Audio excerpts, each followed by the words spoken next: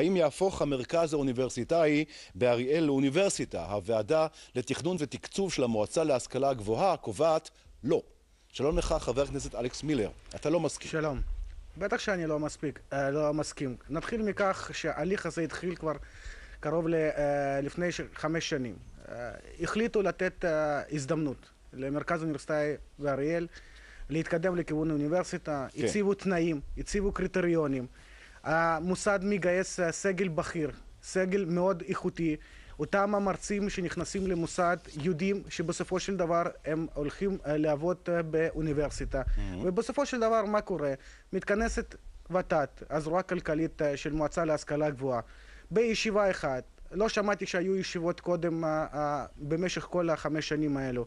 מתכנסת בישיבה אחת, בלחץ של 7 אנשים, 7 ראשי אוניברסיטאות של מדינת ישראל, מתקפלים בפני הלחץ שלהם, מחליטים החלטה שרירותית, שאני חושב שזו החלטה שפוגעת בצורה ישירה בהרחבת וצמיחה של האקדמיה בישראל, פוגעים במחקר. אתם יודעים מה הבעיה שלנו, של מדינת ישראל, בכל הנושא שקשור לבריחת מוחות. האוניברסיטה הזאת הייתה אמורה לתת הזדמנות לכל אותם המרצים שבמקום לצאת מישראל לארצות הברית או לאנגליה, לעבוד כאן בארץ. אנחנו יודעים מה המצב באוניברסיטאות. כבר כמה שנים הם לא מסוגלים לקלוט אותם הצעירים, הדוקטורים, שמסיימים דוקטורט ולא מקבלים המעמד של סגל בכיר, נשארים כסגל זוטר, עובדים בתנאים מאוד בעייתיים. אבל השאלה היא באמת, קודם כל שאלה אחת כללית שלא עלתה כאן אמנם, אבל אני שואל אותך, הרי אריאל לא נמצאת בכלל במדינת ישראל. נו באמת, עם כל הכבוד, יהודה ושומרון זה שטח של מדינת ישראל. סליחה, זה לא שטח שנמצא של מדינת ישראל. זה שטח של מדינת ישראל, עם כל הכבוד, זה לא חול, אני גר שם. זה ודאי שזה לא חול, אני יודע שזה לא חול, אבל זה לא שטח שפורמלית שייך למדינת ישראל. עדיין, אני לא שמעתי שסיפחנו את האזור של אריאל. סליחה, אנחנו כרגע לא על הוויכוח על הקו הירוק, אנחנו כרגע על הוויכוח על המעמד של אוניברסיטה שלפני 30 שנה לא, אתה מדבר על אוניברסיטות בישראל, כי הרי המל"ג בכלל לא, המל"ג הישראלי בכלל לא עוסק באריאל. סליחה, יש מל"ג לחוד, מל"ג יהודה ושומרון שעוסק באריאל. סליחה, עם כל הכבוד, אנחנו מדברים על כך שמוסד קיים כבר 30 שנה. המוסד הזה מוביל במחקרים בתחומים מסוימים, בחקר הסרטן, בחקר של האנרגיה החלופית.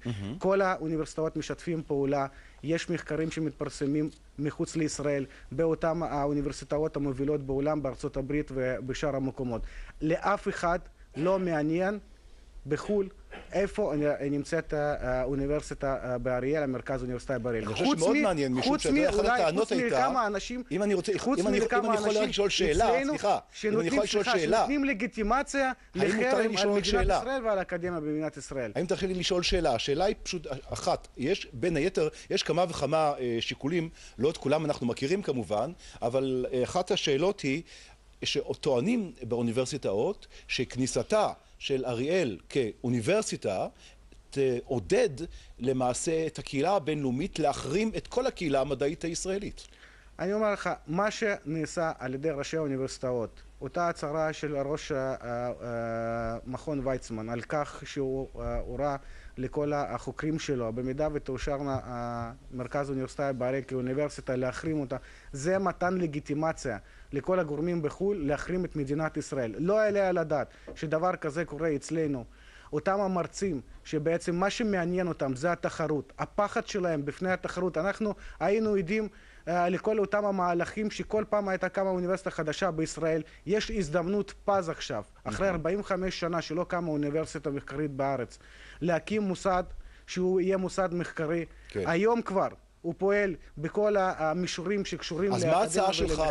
מה להצעה שלך? אתה מציע שיש לך הצעת חוק שאתה מעלה ביום ראשון. צר לי, סליחה, אני לא מעלה עדיין הצעת חוק. צר לי על כך שוות"ת המליץ שלא להכיר, אלא דחה את ההחלטה הזאת ל-2013. אני מקווה מאוד שבעוד שבועיים, כאשר מתכנסת מועצה להשכלה גבוהה ביהודה ושומרון, הם יתעלמו מההמלצות של ות"ת ויקבלו החלטה ויכירו במרכז האוניברסיטאי באריאל כאוניברסיטה.